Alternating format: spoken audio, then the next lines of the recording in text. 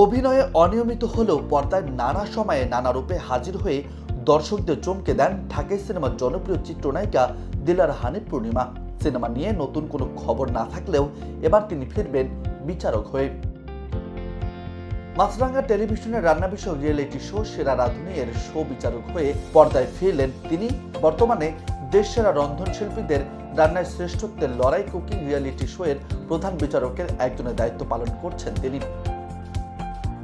বিচারক হওয়া প্রসঙ্গে পূর্ণিমা বলেছেন, এর আগেও নানা অনুষ্ঠানে বিচারকের দায়িত্ব পালন করেছি, তবে রান্নার অনুষ্ঠানে বিচারকের দায়িত্ব পালন অনেক উপভোগ করছি।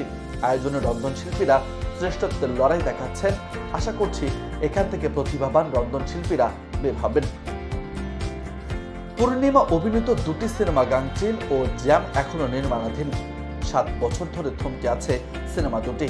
সিনেমাগুলোর কাজ শেষ হবে কিনা তা নিয়েও রয়েছে সংশয়। অন্যদিকে অভিনয়ে নিয়মিত না থাকলেও ছবিজে পূর্ণিমার উপস্থিতি বরাবরই নজর কাড়া।